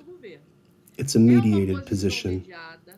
The POU is right, and the other comrades who said that this brings confusion from the public point of view, because she has all the time said that she is a PSOL leader, all the time said that, through her, she is incorporated into PSOL. But that was, in fact, the resolution taken. And it has contradictions. It must be recognized that it has contradictions, especially in the eyes of the masses. But at the same time, there is a reaffirmation by the majority of the PSOL leadership. Believe this is unanimous among the PSOL currents, including the two who are present here, that PSOL, in order to maintain their class independence, cannot officially participate. Let's put it this way, as a party, while it is head of government. Finally, I hope I've managed to explain the position of the resistance in relation to this, and the position of PSOL, at least its majority. I would like to answer Paul Murphy's question about the appearance of the resistance in the class struggle in our country. Bruno has already answered the question of the month, which 90% is through PSOL. The resistance has a broad role to play in the Brazilian class struggle. But then to wrap up, if you could put one more and then move on. Can you? I'll conclude. I'll conclude.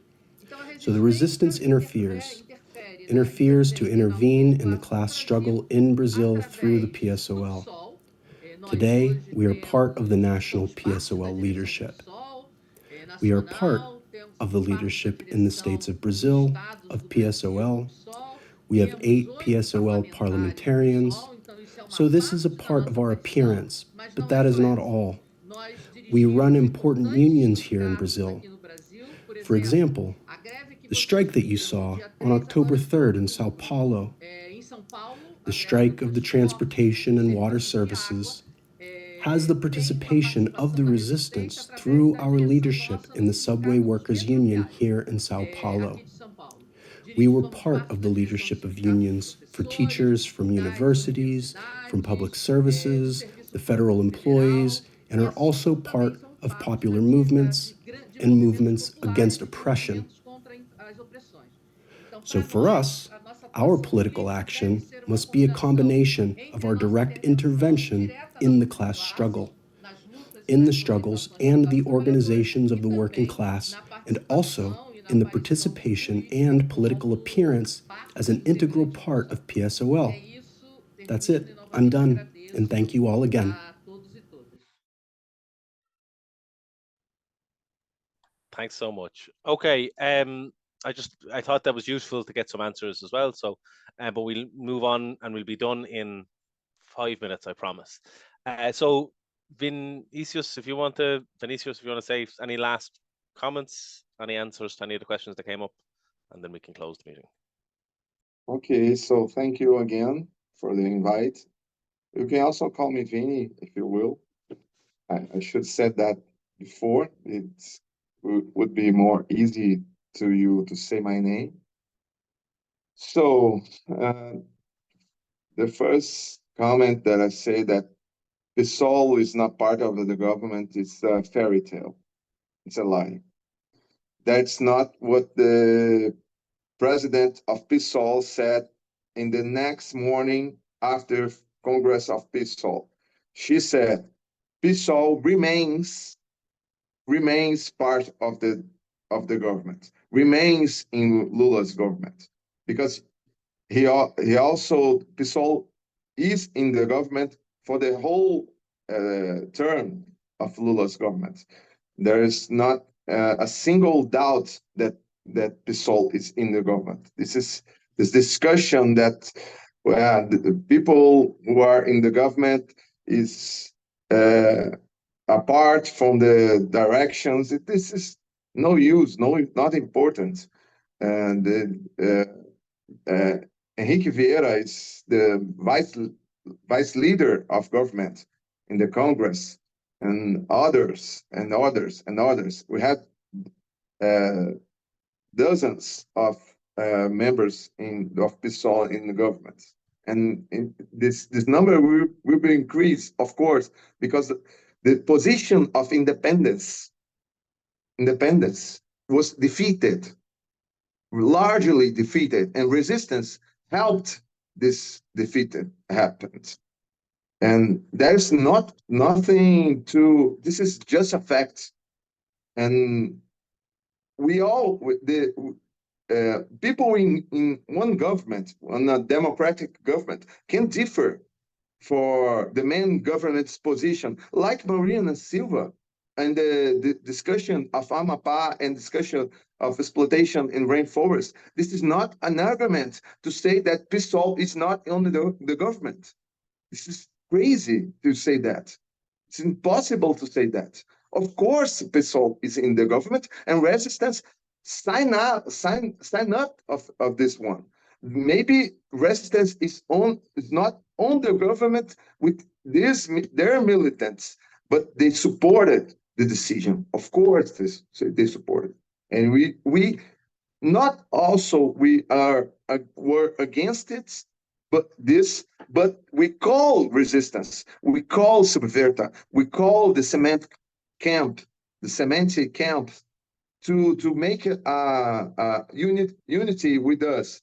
But resistance, which is a group who has a position of the majority for 4 years, continue with the majority, even with the Lula's government becoming more rights and more rights as we're speaking. Day by day, Lula is getting worse, and now today he is condemned Hamas attacks and say nothing about Israeli apartheid.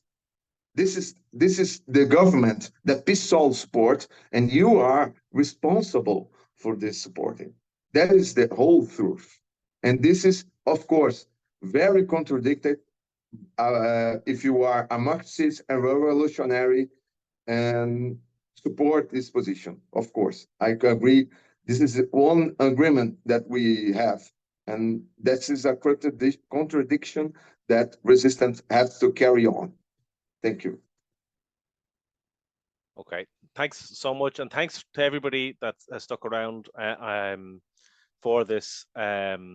Obviously, this is a discussion and a debate and a challenge that will continue in the weeks and months ahead for the Comrades of PSOL.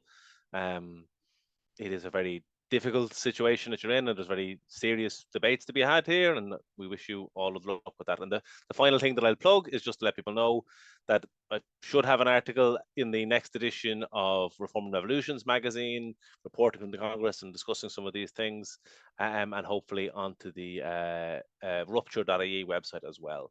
And I'd encourage people to, if you're in Ireland or the US or whatever, to make sure to check out those, and I'll send them on. I'll send on a link when it's available to all the comrades in Brazil as well. Okay.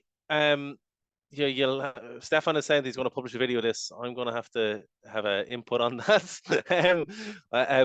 Okay, we'll leave it there. Thanks a million to everybody, and have a good week.